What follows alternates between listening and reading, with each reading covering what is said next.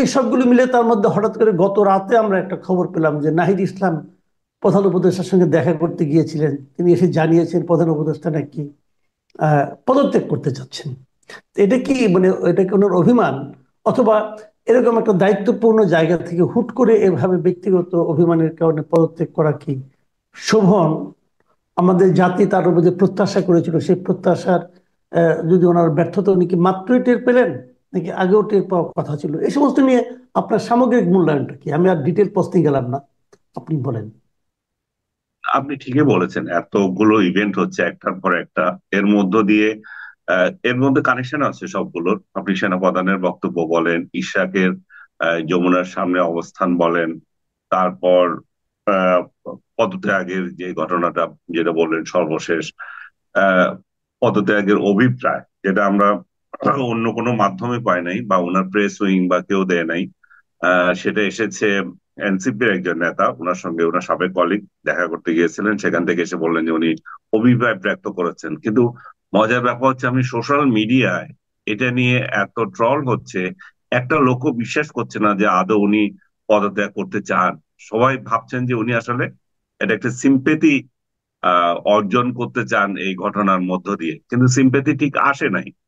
আহ অনেকে উদাহরণ দিচ্ছেন, অতীতের উদাহরণ দিচ্ছেন, বিশেষ করে গ্রামীণ ব্যাংকের এমডি থাকাকালে ওনাকে এমডি থেকে সরানোর জন্য শেখ হাসিনা সরকার যে পদক্ষেপ নিয়েছিল, সেটার জন্য তিনি দীর্ঘ লড়াই করলেন। সেই লড়াই এমন এক পর্যায়ে গেল, একটা ব্যক্তিগত রেষারেষিতে চলে গেল।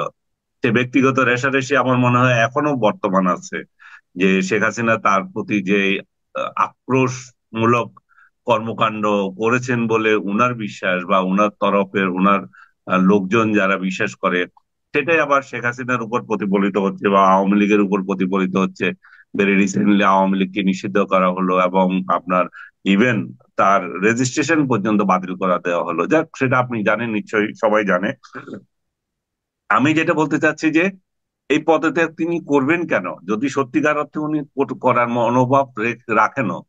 তো এখানে পদত্যাগ করার মতো কি ঘটনা ঘটলো? উনাকে তো কেউ বলে নাই যে আপনি নিরপেক্ষতা হারিয়েছেন, আপনি সরে যান। উনি নিরপেক্ষতা বহুভাবে হারিয়েছেন, কিন্তু কেউ কোশ্চেন করেনি কিন্তু উনার নিরপেক্ষতা নিয়ে। এখন উনার নিরপেক্ষতা, আমি সেই বিস্তারিত বিবরণ যদি আপনাকে দিতে যাই, সেও আর দীর্ঘ কাহিনী। শুধু এটুকু ধরে রাখেন যে ওনার ইউনুস সেন্টার কেন্দ্রিক যে লোকগুলো ছিল, উনি ওইগুলোকে এনেছেন, ওইগুলোকে ব্যবহার করছেন। ইউনুস সেন্টারে যারা তেল মারতে গিয়েছিল, উনি তাদেরকে বড় বড় পোস্ট দিয়েছেন।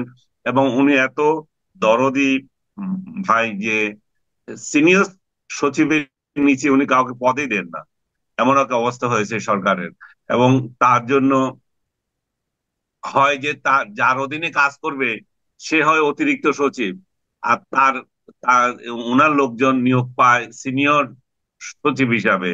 তো এই সমস্ত কর্মকাণ্ডের পরে সর্বশেষ যেটা হলো, এই যে বিএনপির তরফ থেকে প্রথমে দুই উপদেষ্টার পদত্যাগ দাবি করা হলো তাদের নিরপেক্ষতার প্রশ্ন নিয়ে। তারপরে সর্বশেষ আরেকজন যুক্ত হলেন সেখানে, খলিলুর রহমান, যাকে নিয়ে দীর্ঘদিন থেকে সোশ্যাল মিডিয়া এবং আমাদের টক শোতে বুদ্ধিজীবী মহল বলছে যে এই লোকের যোগ্যতা কি, এই লোক কোন যোগ্যতা বলে এখানে এসে এত বড় পোস্টে দখল করলো। এবং যেই সেই পোস্ট না, তার জন্য পোস্ট ক্রিয়েট করা হলো আমি বলতে হবে, কারণ জাতীয় নিরাপত্তা উপদেষ্টা বলে আমাদের আমাদের কোনো কিন্তু পোস্ট এর আগে ছিল না। আমাদের যেগুলো ছিল, প্রধানমন্ত্রী বা রাষ্ট্রপতি যাদের হোক তাদের নিরাপত্তা বিষয়ক পরামর্শক ছিল, যেটা তারিক সিদ্দিকী বা আদার্স এর আগেও এনজয় করেছেন। সেই জায়গায় নিরাপত্তা উপদেষ্টা, জাতীয় নিরাপত্তা উপদেষ্টা বানানো ইন্ডিয়ান আলোরে, ইন্ডিয়াতেও এই পোস্ট আছে। তো এখন এটা একটা, আপনি যদি বলেন অন্য আরো বৃহত্তর সেন্সে, যাদের নিরাপদ, যাদের এই যে প্রতিরক্ষা মন্ত্রী, ওইসব দেশেই শুধুমাত্র আমরা দেখি, খেয়াল করবেন, যাদের যারা একটা গণতান্ত্রিক রাষ্ট্র বলে আমরা বলি, বা এটা আপনাকে একটা সিম্বল হিসেবে ধরে নিতে পারেন, যে ওই ওই ওই দেশের প্রধানমন্ত্রী বা সরকার প্রধান নিজেই প্রতিরক্ষা মন্ত্রণালয় দেখেন, না একজন আলাদা মন্ত্রী আছেন। যেসব দেশে আলাদা মন্ত্রী আছে আপনি ধরে নিতে পারেন যে তারা গণতান্ত্রিক দেশ। এবং যেগুলোতে নাই, তারা মনে করতে পারেন যে সেনাবাহিনী বা ওই সমস্ত দেশে ওই ধরনের পাওয়ার এনজয় করে তারা, তারা সরাসরি সরকার প্রধানের অধীনে থাকতে চায়। এই অবস্থায় উনি একটা, আমাদের দেশে এখন গণতান্ত্রিক সরকার তো নাই, আমরা একটা অনির্বাচিত সরকার দিয়ে রেখেছি। সেখানে উনি এই পোস্ট আমদানি করেছেন, এমন এমন একটা লোককে আমদানি করেছেন যে বাংলাদেশে ছিলই না দীর্ঘ জীবন তার। সে ফরেন মিনিস্ট্রিতে চাকরি করতো, লিয়েনে লিয়েনে বাইরে কাটিয়েছে। তার অনেক কেচ্ছা কাহিনী যেগুলো সোশ্যাল মিডিয়া আমার পক্ষে বলাও কঠিন। উনার উনার ব্যক্তিগত কাহিনীগুলা অনেকে আসছে, উনার অনেকে দেখেছে। এগুলা এগুলো আমরা উল্লেখ করতে চাই না। তাকে যারা পাঠিয়েছে, তার মুরিদ ফির যারা আছে, তাদের যে ভাষা, তারা যেই ভাষায় কথা বলে, এবং আপনি যদি খেয়াল করে থাকেন এই সমস্ত উনার উনার উনার পক্ষ অবলম্বনকারীরা ইউটিউবাররা, এরা দীর্ঘদিন থেকে দেশের বাইরে থেকে সেনাবাহিনী সম্পর্কে এত নিকৃষ্ট কন্টেন্ট বানাতো এবং এত আজে বাজে কন্টেন্ট তৈরি করে সেনাপ্রধানকে আক্রমণ করত, ভারতীয় এজেন্ট বানিয়ে দিত। সেই ৭৫-এ যেমন আপনার খালেদ মোশাররফকে ইন্ডিয়ান এজেন্ট বানিয়ে একটা প্রোপাগান্ডা তৈরি করে তাকে হত্যা করেছিল, সেরকম সেরকম এজেন্ডা নিয়ে এরা এখানে কাজ করছে। তো ডক্টর ইউনূস সেনা আহ, সরকার প্রধান হিসাবে ট্রিটিং জেনারেলদের সম্পর্কে, সেনাপ্রধান সম্পর্কে যে সমস্ত কর্মকাণ্ড বাইরের লোকরা করছে, তার বিরুদ্ধে কি একটা ব্যবস্থা নিয়েছেন? কোনো ব্যবস্থা নেন নাই। বাংলাদেশের সেনাবাহিনী একটা রাষ্ট্রের গৌরব, সেই রাষ্ট্রের গৌরব প্রধান যিনি, তাকে আক্রমণ করা হচ্ছে। আমরা দেখলাম না যে রাষ্ট্রের তরফ থেকে সেখানে কোনো পদক্ষেপ নেওয়া হলো, বলা হলো না যে তোমরা বা আপনারা যেগুলো করছেন এগুলা বন্ধ করেন। বরং উল্টো উনি একজনকে ওইখানে উপদেষ্টা বানালেন, যিনি আবার ওদের ওদের সমর্থন নিয়ে ওরা উনাকে হাইলাইট করে করে কন্টেন্ট বানাচ্ছে, উনাদের ব্যক্তি বলে প্রচার করছে। সেরকম একটা ব্যক্তি এখানে এসে, এখানে আমরা দেখতে পাচ্ছি যে সেনা প্রধানকে সরানোর মতো বা কথাবার্তা বলছে। এখন আপনি বলতে পারেন যে এটা সেনাবাহিনী, সেনা প্রধানকে সরানোর মতো কথাবার্তা কি সরাসরি বলছে? না, বলছে না। তাদের নিয়োজিত লোকগুলা, ইউটিউবার গুলাই বলছে সেনা প্রধানকে সরিয়ে কাকে আনবে। এগুলো ওপেন সিক্রেট এখন, না সোশ্যাল মিডিয়া লেখা হচ্ছে। আমি মনে করি যে রাষ্ট্রের তরফ থেকে সেগুলো কিছুই দেখা হয়নি। এই প্রেক্ষিতে সেনা প্রধান যার অফিসারদের ডেকে যে বক্তৃতা দিয়েছেন, সেটা তাদের একান্ত বক্তৃতা, সেটা জাতির উদ্দেশ্যে বক্তৃতা নয়, সেটা একজন প্রেস অ্যাড্রেস না। তাহলে সেটা হচ্ছে অভ্যন্তরীণ বক্তৃতা। সেই অভ্যন্তরীণ বক্তৃতাগুলো আমরা সাংবাদিক হিসাবে পেয়েছি, যেই সূত্রে হোক পেয়েছে। পত্রিকাগুলো ছেপেছে, জাতীয় দৈনিকগুলোতে ছেপেছে, টেলিভিশন গুলো যদিও ওই রাতে নিউজ করে নাই, কারণ সত্যতা নিয়ে বা ভীতি নিয়ে তারা সেটা করতে পারে নাই, কারণ এক ধরনের সেন্সরশিপ এখনো প্রচলিত আছে এর মধ্যে। সেনাবাহিনীর প্রধান কি বক্তৃতা দিয়েছেন আপনি যদি মোটা দাগে খেয়াল করেন, উনি বলেছেন যে রোহিঙ্গা ইস্যুতে যে করিডোর দেওয়ার কথা, সে আমেরিকাকে করিডোর দেওয়া বা জাতিসংঘের নামে করিডোর দেওয়া, এখানে এখানে যে মার্কিন সেনারা এসে যে ওইখানে প্রশিক্ষণ করছে, যে আমাদের সীমান্ত এলাকায় যেখানে অভিযোগ উঠছে যে আমেরিকানকে দিচ্ছে, সে আমেরিকানরা এসে এখানে প্রশিক্ষণ নিচ্ছে, সেই জায়গায় সেনাবাহিনী স্পষ্ট করে বলে দিয়েছে আমরা করিডোর বিষয়ে সিদ্ধান্ত দিতে পারি না, এটা নির্বাচিত সরকার এসে করবে।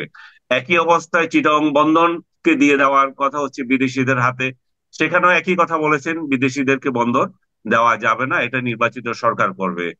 আরেকটা বিষয়, বাংলাদেশ, পুরো বাংলাদেশে মব লিঞ্চিং চলছে। মবের এই কালচার সরকার থেকে ইনফ্লুয়েন্স করা হচ্ছে, ইনফ্লুয়েন্স বলবো না আমি, আশকারা দেওয়া হচ্ছে।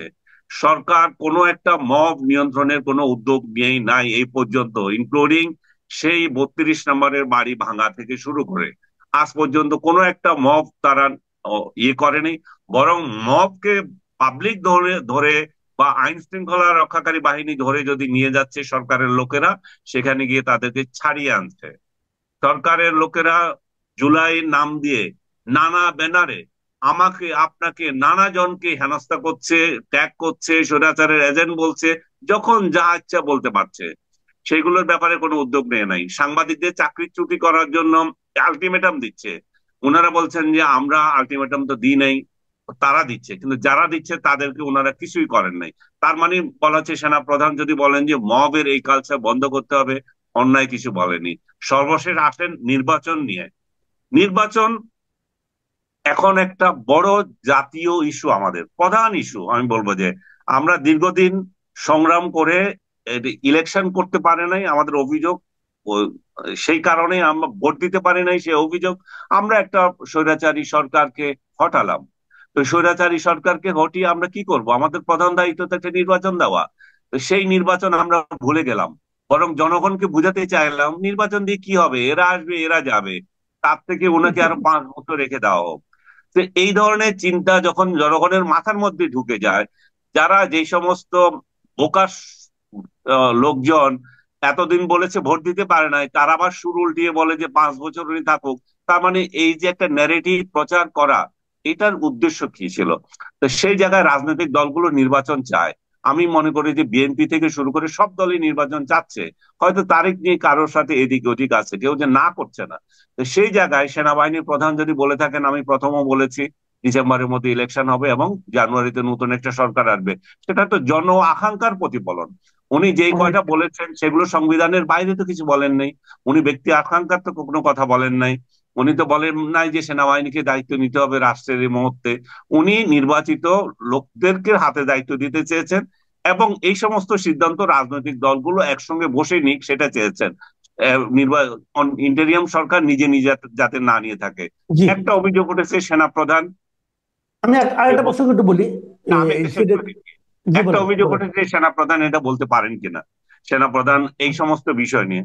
অবশ্যই উনি পারেন, কারণ নির্বাচন নির্বাচন দেওয়ার দায়িত্ব হচ্ছে একমাত্র নির্বাচন কমিশনের। কারণ এটা সংবিধান, সংবিধান সেটাই তাদেরকে দিয়েছে। কিন্তু বর্তমান রাজনৈতিক প্রেক্ষাপটে যখন ডক্টর ইউনূস সহ কিছু ব্যক্তি এমন পদক্ষেপ নিচ্ছেন, যখন নির্বাচন একটা অনিশ্চিত অবস্থার মধ্যে চলে গেছে, যখন তাকে দাবি করা হচ্ছে একটা রোড ম্যাপ দেওয়ার জন্য, নির্দিষ্ট তারিখ দেওয়ার জন্য, দিনের পর দিন সেটাকে পাশ কাটিয়ে তারা সংস্কারের নাটক করছেন, সংস্কারের গল্প বলছেন, তখন সেনাবাহিনীর প্রধান যদি বলেন যে নির্বাচনের একটা তারিখ দেওয়ার জন্য, অন্যায় কিছু নয়। এখানে তো রাজনৈতিক দলের নেতা হিসেবে তিনি আবির্ভূত হন নাই, বরং দেশের নিরাপত্তা স্থিতিশীলতা রক্ষার দায়িত্বে থাকা একজন শীর্ষ কর্মকর্তার আচরণ করেছেন এখানে।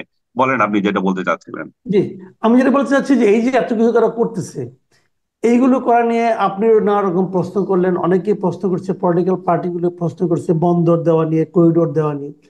তো এই প্রসঙ্গে আমাদের এখানে যিনি প্রধান উপদেষ্টার যে প্রেস সেক্রেটারি, উনি একটা কথা কিন্তু বলেছেন, এবং এই কথাটা খুবই আলোচিত হয়েছে, নিশ্চয় আপনারও মনে আছে। উনি বলেছেন তাদের সরকারের নাকি সবকিছু করার ম্যান্ডেট আছে। এই বিষয়টাতে আপনি আসলে কিভাবে দেখবেন, আসলে কি আছে? মোটেই নাই। এটা শফিক সাহেব যদি বলে থাকেন, উনি খুবই এটা অন্যায় কথা বলেছেন। উনাকে জুলাই অভ্যুত্থানের নায়করা বর্তমান সরকারকে ক্ষমতায় দিয়েছে, ক্ষমতায় দিয়েছে মানে হচ্ছে যে যা ইচ্ছা তা করার ক্ষমতা দেয় নাই। ক্ষমতা দিয়েছে মানে হচ্ছে রাষ্ট্রীয় নিরাপত্তা সার্বভৌমত্ব ক্ষুণ্ণ হয় সেই সমস্ত বিষয়ে অধিকার দেয় নাই। ক্ষমতা ওনাকে দিয়েছে, সেটা উনি যদি শফিক সাহেব যদি আহ উচ্চ আদালতের সেই বারিক দেখেন, সেখানে দেখবেন সেখানে বলা হয়েছে ডেইলি অ্যাফেয়ার্স করার জন্য এই সরকারকে দায়িত্ব দেওয়া হয়েছে। যেটা যেই বৈধতায় ডক্টর ইউনূস সরকার আছে, সেই বৈধতা উচ্চ আদালতে সব একসঙ্গে মিলে সেই রাতে যেটা শপথ গ্রহণের আগে আগে উনাকে দিয়েছেন, সেটা হচ্ছে যেহেতু এমন একটা পরিস্থিতি তৈরি হয়েছে, এটা অসাংবিধানিক কার্যক্রম হলেও আমরা এটা সমর্থন করছি এবং ডেইলি অ্যাফেয়ার্স তাকে দেওয়ার দায়িত্ব দেওয়া হয়েছে। তো ডেইলি অ্যাফেয়ার্স এর এইখানে পালন করবে। ডেইলি অ্যাফেয়ার্স তো আপনার চিটং বন্দর দিয়ে দেওয়া না, ডেইলি অ্যাফেয়ার্স তো করিডোর দেওয়া না। ডেইলি অ্যাফেয়ার্স হচ্ছে যে নির্বাচন কত তাড়াতাড়ি করবেন, কিভাবে করবেন সেটা করা। কিন্তু আজকে আমরা দেখতে পাচ্ছি একটার পর একটা ইস্যু তৈরি করা হচ্ছে সারা দেশে। একদিকে এনবিআর ভেঙে দাও, একদিকে ওই করো সেই করো, যাকে প্রয়োজন যেখানে দরকার তাকে সেখানে না দিয়ে গণশত্রু তৈরি করা, চারিদিকে গণশত্রু তৈরি করছে। একটা রাজনৈতিক দলকে নিষিদ্ধ করে শান্ত হয় নাই, শুধু তাদের সমর্থক থেকে শুরু করবে সর্বোচ্চ প্রধান, যে যেখানে আছে তাদেরকে জেলে ভরে দিতে পারবে যে কেউ। কারণ অপরাধ কি আওয়ামী লীগ করেছে? তা আওয়ামী লীগ কি একটা নিষিদ্ধ দল ছিল? সেই দল সে করবে না কেন? সেই দল করে কি অপরাধ করেছে সেটার জন্য আপনি সাজা দেন। উনি ইনক্লুসিভ একটা সোসাইটি চান ইয়েতে মায়ানমারে। আপনি খেয়াল করে দেখবেন ওনার ওইখান থেকে বলা হয়েছে করিডোর দেওয়ার প্রসঙ্গে, সেখানে এটা উল্লেখ আছে যে আমরা তখনই দিব যখন মায়ানমারে একটা ইনক্লুসিভ সোসাইটি হবে। ইনক্লুসিভ সোসাইটি কি? রোহিঙ্গা প্লাস আরাকানের লোকেরা, মারমার লোকেরা, মানে আরাকান আর্মি, সবাই যদি হয়। নিজের দেশে ইনক্লুসিভ সোসাইটির ওনার কোনো চিন্তা নাই। এখানে এখানে বিভক্তির পর বিভক্তি, বিএনপি বিভক্তি, জামাত বিভক্তি, এনসিপি বিভক্তি, আওয়ামী লীগ বিভক্তি, ভাই ভাই বিভক্তি, যিনি দায়িত্ব নিয়েছেন একজন শান্তি প্রতিষ্ঠার একজন ব্যক্তি, যিনি শান্তির নোবেল পাওয়া ব্যক্তি, যার মাধ্যমে দেশে শান্তি আসবে, সেই শান্তির বাণী এখান থেকে চলে গেছে, অন্য দেশের শান্তি নিয়ে চিন্তা করছে। এখানে আমরা কি করে যারা অপরাধী তাদেরকে সাজা দেব? আপনি শেখ হাসিনা থেকে শুরু করে যারা যারা আপনার দৃষ্টিতে, আইনের দৃষ্টিতে অপরাধ করেছে, সাজা দেন। কিন্তু ঘরে ঘরে আওয়ামী লীগ খুঁজে আপনি কি তৈরি করছেন? আমার ঘরে আওয়ামী লীগ আছে, আপনার ঘরে আওয়ামী লীগ আছে, সবার ঘরে আওয়ামী লীগ আছে, তাই না? বিএনপি আছে, জি জি। জামাত আছে। তো আমরা একের সঙ্গে একের কেন যুদ্ধ লাগিয়ে দেবো? আমরা কোথায় যাব? আমরা কি বঙ্গোপসাগরে চলে যাব? যারা এই আওয়ামী লীগ করেছে বা করছে তাদেরকে আমরা কি ফেলে দেব? তাই না? তাহলে আমাদের তো একটা সেন্সিবল একটা করতে হবে, সোসাইটি আমরা তৈরি করতে হবে। এখন উনি চলে যাবেন, উনি চলে যাওয়া কি সমাধান? উনি যে অর্থনীতি রেখে যাচ্ছেন, উনি যে সমাজ রেখে যাচ্ছেন, যে কার্যার রাজ্য রেখে যাচ্ছেন, সেখানে বিএনপি আসলে সামাল দিতে পারবে, জামাত আসলে সামাল দিতে পারবে, সম্মিলিত ভাবে আসলে সামাল দিতে পারবে? উনি তো শেখ হাসিনা যা করেছেন সেই ধ্বংসকে আরো ধ্বংসাত্মক, মানে বালি বালি করে দিয়ে যাচ্ছেন। তো এই অবস্থায় উনি কেন যাবেন? ওনাকে কি কেউ পদত্যাগ করতে বলেছে? তা তো বলে নাই। উনাকে বলেছে ওনার যে পরিষদ আছে, পরিষদ জাতি নিরপেক্ষ